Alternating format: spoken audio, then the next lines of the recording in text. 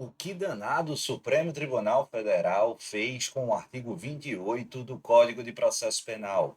É sobre isso que a gente falará no vídeo de hoje, da importantíssima decisão e o reflexo no âmbito do arquivamento das investigações criminais. Antes de mais nada, seja muito bem-vindos aqui ao meu canal. Sou o professor Pedro Coelho e, através desse canal de comunicação, a gente traz as principais novidades, aspectos relevantes na área criminal, do processo penal, direito penal, legislação penal especial, entre outros tópicos, além de dicas de estudo. Maravilha? E vamos falar sobre um dos múltiplos e variados reflexos da decisão acerca do juiz de garantias estabelecida pelo Supremo Tribunal Federal no último dia 24 de agosto.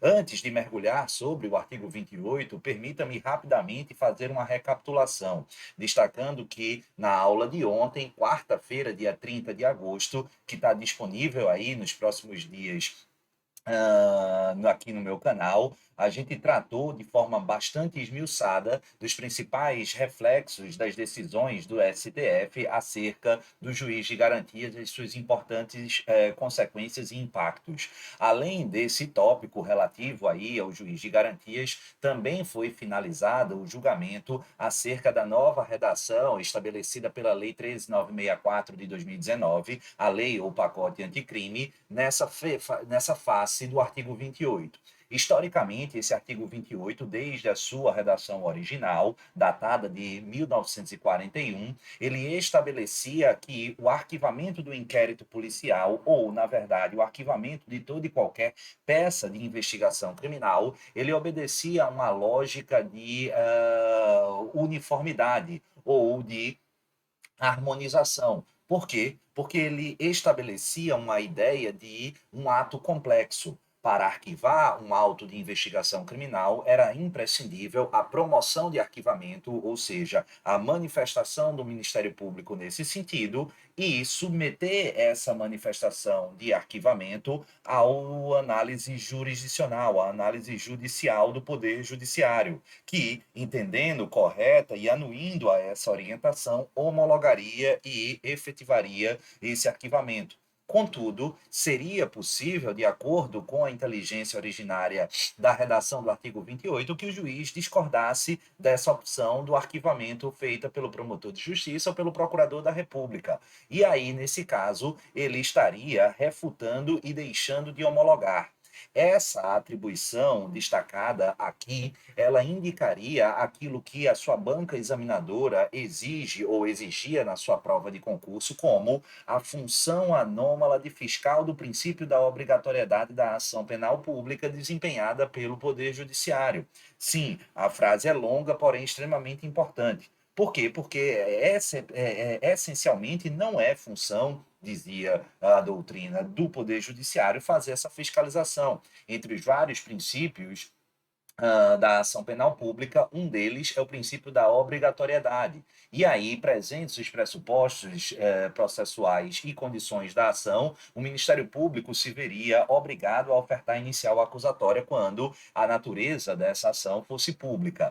E aí, o juiz, caso entendesse que aquela promoção de arquivamento fora equivocada, ele teria para si a perspectiva de fiscal da obediência do princípio da obrigatoriedade da ação penal pública. E aí, Pedro, se ele discordasse, ele obrigaria o MP a denunciar? Claro que não, porque isso violaria, em outra face, o artigo 129 da Constituição, a independência e a titularidade exclusiva da ação penal pública para o MP. Então, qual é a solução? A solução estabelecida na redação originária do artigo 28 era aplicar aquilo que alguns da doutrina chamam de princípio da devolução, ou seja, ele remeteria, na literalidade do artigo 28, esse processo ou esses autos de investigação para o Procurador-Geral de Justiça, ou, no âmbito do MPF, no âmbito do Ministério Público Federal, para a Câmara de Coordenação e Revisão. E aí, essas instâncias teriam a última palavra.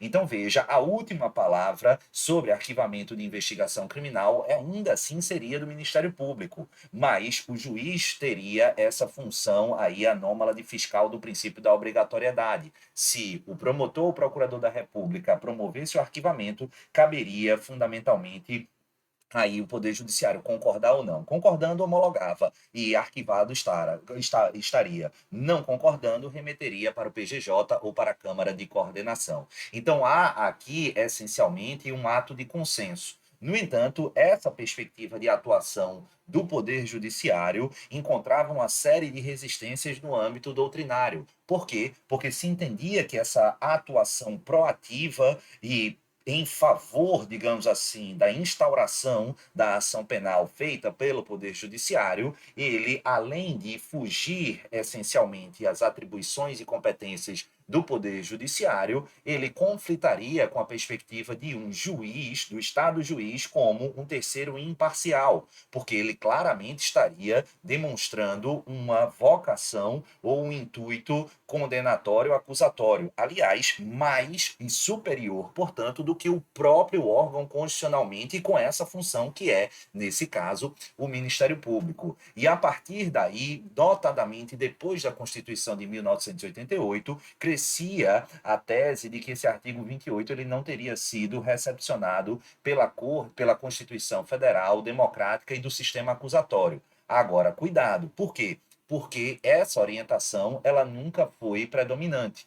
No entanto, essas críticas surtiram efeito, com algum vagar, é verdade, mas em 2019, com o advento da Lei 13.964 daquele ano, alterou-se a redação do artigo 28 e pela nova redação, esse arcabouço procedimental ficou fundamentalmente restrito ao Ministério Público. Passou aqui ao arquivamento ser previsto como um ato interna corporis, sem qualquer necessidade de remessa, anuência ou posicionamento por parte do Poder Judiciário. Vamos dar uma olhadinha em como ficou a atual redação pela 13.964. Está aí na tela. Ordenado o arquivamento do inquérito policial ou quaisquer elementos informativos de mesma natureza, o MP comunicará à vítima, ao investigado e à autoridade policial e encaminhará os autos para a instância de revisão ministerial para fins de homologação na forma da lei. Então veja que aquela ideia de o Ministério Público fazer a promoção de arquivamento e remeter para o Poder Judiciário acaba. O Ministério Público, o promotor de justiça, o procurador da República, ele promove o arquivamento e comunica essas informações ou essa deliberação à vítima, ao investigado e à autoridade policial. Diante dessa comunicação, veja, não há nenhuma comunicação prevista na lei ao Poder Judiciário. Isso significa que, na literalidade da lei, o Poder Judiciário não mais se imiscui, seja para concordar ou seja para discordar, não é mais essa função dele sobre a promoção de arquivamento. Pedro, você pode perguntar, mas aqui não estaria abrindo mão de qualquer tipo de fiscalização? Não. A solução dada pelo legislador foi bem interessante. Quem é que teria, ao menos em tese, o principal interesse em fazer esse tipo de fiscalização? Claro que a vítima, mas além da possibilidade de participação da vítima a partir da comunicação a ser complementada pelo parágrafo 1º do artigo 28, que daqui a pouco a gente vai tratar, o que é que acontece? Toda e qualquer promoção de arquivamento do promotor de justiça ou do procurador da República precisa, indistintamente se houve manifestação nesse sentido ou não da vítima, ser remetida para um órgão revisor dentro do âmbito do próprio Ministério Público. Ou seja, aqui haverá remessa para essa instância revisora que terá a última palavra. Poderá discordar ou poderá manter esse arquivamento. Então, toda e qualquer promoção de arquivamento ela vai ser fiscalizada por essa instância revisora. Ao menos é essa a dicção e a inteligência da literalidade da nova redação.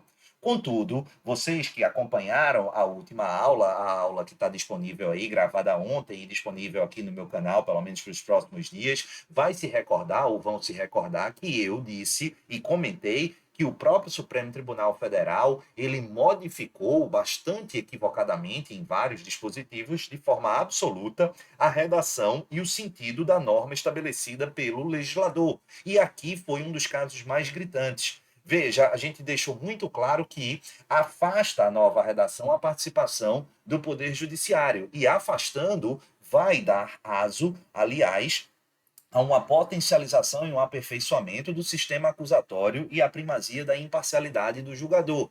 Mas olha aqui o Supremo Tribunal Federal não deixando o Poder Judiciário largar o osso. Olha como é que o STF interpretou esse caput desse dispositivo. Olha aí, assentou o STF que, ao se manifestar pelo arquivamento do inquérito ou quaisquer elementos de informação, o órgão do Ministério Público submeterá sua manifestação ao juiz competente. Ou seja, aquilo que era vontade do legislador de tirar totalmente a participação no âmbito de arquivamento de investigação criminal do Poder Judiciário foi resgatado, sabe-se lá por qual motivo constitucional, não há, na verdade, por parte do Supremo. Então, mesmo com essa redação, se você foi instado a responder qual é a posição do Supremo, vai continuar a necessidade de análise e apreciação do juiz competente. E você vai ver que ele vai poder, ainda assim, discordar.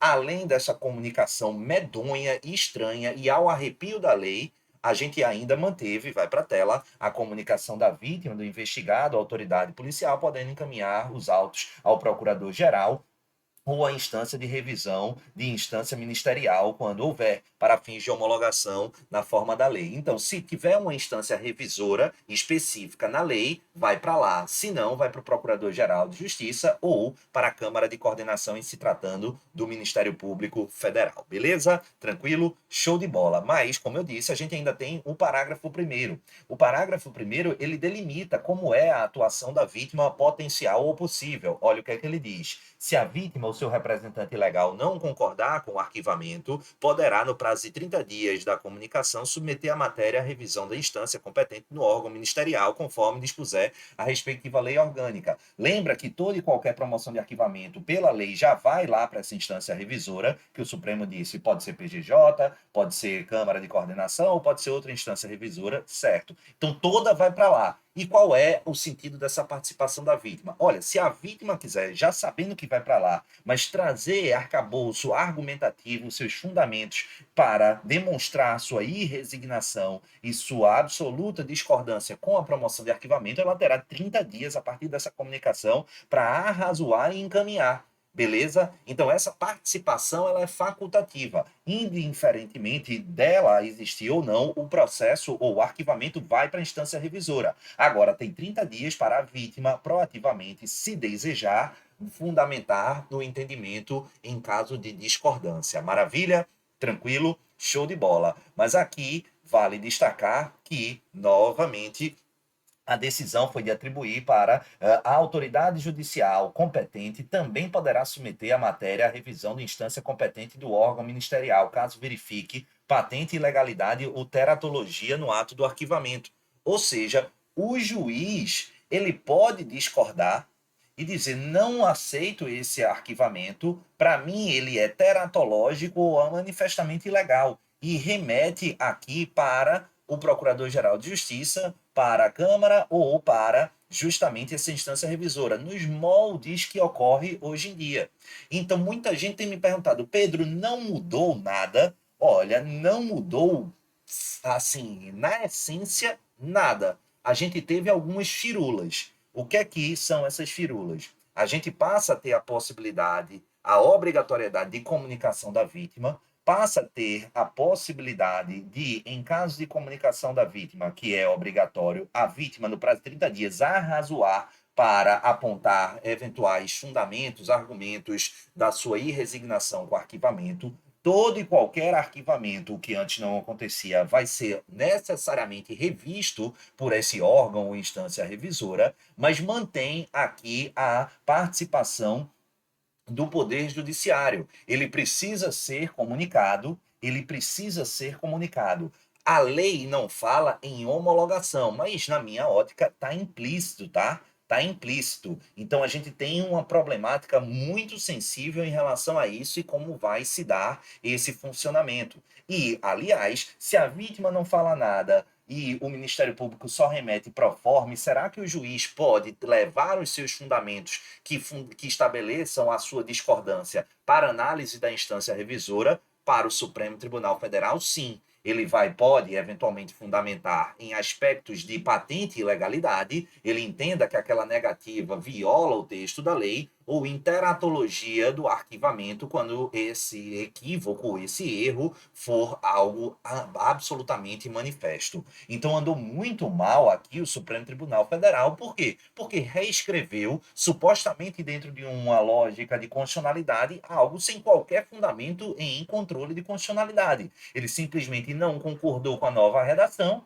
e sabe o dono da bola, olha, só vai jogar com minha bola se eu continuar jogando. Então foi basicamente o Supremo dizendo isso. Então ele estabeleceu uma nova regra que nem se iguala e se mantém à anterior e tampouco agasalha essa nova redação. Beleza? Então a gente tem um híbrido aí e que você precisa combinar o caput e o parágrafo primeiro, ambos do novo artigo 28, com essa nova tessitura estabelecida pelo Supremo Tribunal Federal. Beleza? Tranquilo? Comenta aí embaixo se você gostou do vídeo, deixa o seu joinha e presta atenção num detalhe, que esse detalhe é importante. Hoje, dia 31 de agosto, vai ser o último dia. Ontem eu abri minha turma de processo penal, a última do ano, tá, pessoal? E hoje eu estendi a promoção porque a gente teve um problema lá no Hotmart e também na live com problema de internet. Então, se você comprar hoje o meu curso completo de processo penal, você ganha muita coisa. Por exemplo, se você comprar até as 23,59 de hoje, esse curso de processo penal, que está absolutamente barato, é o curso mais barato do mercado e é o curso mais completo do mercado. Mas, além disso, você ganha mais pelo menos 16, 15 a 16 aulas